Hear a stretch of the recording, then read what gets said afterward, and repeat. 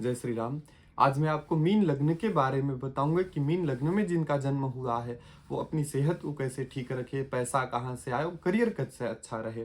पीछे जो मैंने बनाया है वो मीन लग्न की कुंडली है, अर्थात प्रथम भाव में यदि 12 अंक लिखा है तो आप भी जान सकते हैं कि आपका जन्म मीन लग्न में हुआ है। और मीन लग्न के जो जन्मे हुए लोग होते हैं, ज्योतिष शास्त्र में उनके हर एक एक जीवन की चीजों के बारे में बहुत विस्तृत वर्णन किया गया है।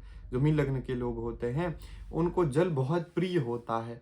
जल से ये हमेशा यदि पास में रहते हैं तो खुश रहते हैं। हाँ, लेकिन इन्हें पित्त अधिक होता है, पित्त की समस्या इनको आ ही जाती है। ये बड़ी खुली विचार वाले होते हैं। ये बहुत, आप इनको बंधन रखेंगे, यदि इनको आप किसी जगह पे रोक टोक करेंगे तो ये बड़े परेशान हो जाते हैं, बहुत दुखी हो जाते हैं। इसीलिए इनको स्वतंत्र रहने देना सबसे अच्छा इनके लिए उपाय होता है। हाँ, लेकिन ये पैसा बहुत खर्च करते हैं। आप देखेंगे कि इस लग्न के जो लोग हैं उनके पास पैसा बहुत कम रुकता है या ये रोकना ही नहीं चाहते हैं। जीवन हमेशा सुख और वैभव से बिताते हैं। ये शांति प्रिय लोग होते हैं, ना किसी को परेशान करते और ना ही कोई इनको परेशान करता है तो उसको जो है ठीक रहने देते। ये हमेशा अपने जीवन में मस्त रहते हैं, किसी से कोई न लेना न देना, बड़े शांत प्रवृत्ति के लोग होते हैं। इनके में एक बड़ा अच्छा गुण होता है कि ये लिखते बहुत अच्छा है। लिखने का अर्थ होता है कि यदि ये कविता लिखें या कोई लेख लिखें तो बहुत अच्छा कार्य कर सकते हैं। इनके में जो बुद्धि, सोचने की क्षमता है, लिखने की, कविता आदि की, बहुत अच्छी होती है। ये कला के क्षेत्र में अच्छा कर सकते हैं, मनोरंजन के क्षेत्र में अच्छा कर सकते हैं। नृत्य, जितने भी कला संबंधी चीजें हैं इनके लिए बहुत अच्छा है। ये अगर उस दिशा में जाते हैं या फिर कुछ और कार्य करते करते इस कार्य को करते हैं, हमेशा खुश रहेंगे। यदि यह संगीत से जुड़े हुए हैं, कला से, तो हमेशा ये अच्छा रहते हैं, जीवन में प्रसन्न रहते हैं। इनको किसी न किसी काम में लगे रहना अच्छा लगता है। ये कभी भी खाली रहेंगे तो दुखी हो जाते हैं। इनका दिमाग कहीं ना कहीं कुछ ना कुछ सोचते ही रहता है और नई चीज़ों को सीखने के लिए हमेशा इनका मन लग ही जाता है। हमेशा कुछ ना कुछ कार्य में इनको लगे रहना ही पसंद होता है। हाँ, लेकिन ये शत्रुओं से परेशान रहते हैं। ये ना चाहते हुए भी बहुत सारे इनके गुप्त शत्रु बन ही जाते हैं। बाल्यावस्था में इनको दुर्घटना भी बहुत सारी हो जाती है, कभी कभी युवावस्था में भी चोट की समस्या रहती है। तो इन समस्याओं से इनको कभी न कभी सामना हो ही जाता है। इनकी स्मरण शक्ति अच्छी होती है। आप इनको देखेंगे कि ये कोई चीज़ को याद करते हैं तो उनको बहुत लंबे समय तक के याद रहता है। और इनके मित्र बहुत अच्छे और प्रसिद्ध होते हैं। इनका जो उठना बैठना होता है वो बड़े अच्छे लोगों के साथ में होता है। ये सारी चीज़ें जो मीन लग्न के लोग हैं उनके लिए विशेष बात है। मैं आपको चेतावनी और उपाय बताऊंगा कि किन चीज़ों से हमेशा बच करके रहना चाहिए।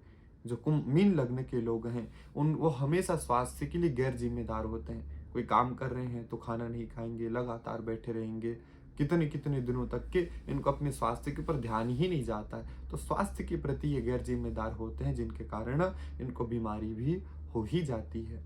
अगर ये अशुद्ध जगह कहीं खाना खाते हैं, अब देखेंगे बहुत सारे लोग हैं, यदि कहीं साफ सफाई नहीं है, खाना खाएंगे तो बीमार पड़ जाते हैं। तो कहीं ना कहीं उनका लग्न मीन लग्न का होता है और इस कारण से ऐसा उनके साथ में होता है। अगर इनके पैर में ठंड लग जाए तो बीमारी हो जाती है।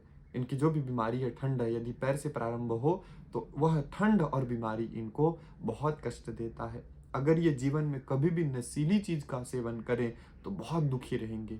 इनका शरीर नशीली चीजों के लिए बना ही नहीं है। तो अगर ये ऐसा करते हैं तो बहुत कष्ट इनको जीवन में आने लग जाता है। एक बड़ा विचित्र बात है, लेकिन मीन लगने के लिए ये सत्य है कि इनको बहुत ज़्यादा जल नहीं पीना चाहिए, या बहुत सारे लोगों को कोल्ड ड्रिंक आदि पीने का शौक होता है, तो इनको भी बड़ा वही है। ये बहुत ज़्यादा पेय पदार्थों के शौकीन होते हैं, जिसके कारण इनको कभी कभी समस्या भी हो जाती है। तो हद से ज़्यादा पेय पदार्थ भी इनको नहीं पीना चाहिए। बहुत ज़्यादा व्यर्थ की चिंता से बचना चाहिए। व्यर्थ की चिंता ये लग्न के लोग बहुत करते हैं, कुछ ना कुछ सोचते ही रहते हैं, जिसके कारण दुखी भी हो जाते हैं। इनके अच्छे और बुरे ग्रह जो इनको कष्ट देते हैं उसके बारे में देखा जाए तो इनके लिए गुरु, मंगल और चंद्रमा शुभ फल प्रदान करते हैं। जब भी गुरु की, मंगल की, चंद्रमा की दशा आती है तो ये लोग बहुत अच्छा महसूस करते हैं। लेकिन इनके लिए शनि प्रबल मारक होते हैं।